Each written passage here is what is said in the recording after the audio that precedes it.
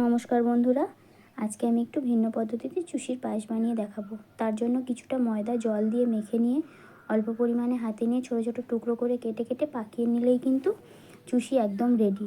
3 থেকে 4 দিন রোদে শুকিয়ে নিলে কিন্তু অনায়াসে 2 থেকে আড়াই মাস পর্যন্ত নর্মাল ফ্রিজে রেখে আপনারা ব্যবহার করতে পারেন, যখন ইচ্ছে বানিয়ে খেতে পারেন। তারপর কিছুটা পরিমাণ ঘি নিয়ে কড়াইতে চুষিগুলো দিয়ে খুব ভালো করে বেশ কিছুটা সময় নিয়ে লাল লাল করে ভেজে তুলে রাখবো।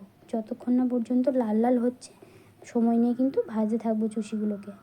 লাল লাল করে ভাজা হয়ে গেলে নামিয়ে রাখবো। অন্যদিকে একটা পাত্রে পরিমাণ মতো জল নিয়ে চুষিগুলোকে অর্ধেক সেদ্ধ করতে দেবো। যেহেতু পুরোপুরি শুকনো, তাই জলে আগে প্রথমে অর্ধেকটা মতো সেদ্ধ করে নেব।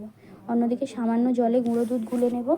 অনবরত নাড়িয়ে ছাড়িয়ে দুধটাকে গুলতে থাকবো যাতে না দলা পাকিয়ে যায়। সমস্ত কিছু খুব ভালোভাবে গুলে নিয়ে অর্ধেক সেদ্ধ হয়ে গেলে চুষিটা গুলে রাখা দুধটাও ওর মধ্যে দিয়ে দেব। দুধটা দিয়েও খুব ভালোভাবে মিশিয়ে নেব। দেখে নেব যেহেতু অর্ধেক সেদ্ধ হয়ে গেছে চুষিটা, তলায় লেগে যাচ্ছে কি না খুব ভালোভাবে নাড়িয়ে চাড়িয়ে দেখে নেব। তারপর খুব ভালোভাবে মেশানো হয়ে গেলে বেশ কিছুটা পরিমাণ কাজু কিশমিশ নিয়ে ওর মধ্যে দেব। আর যেহেতু মিষ্টি জিনিস, টেস্টটা ব্যালেন্স করার জন্য সামান্য পরিমাণ লবণও দেব।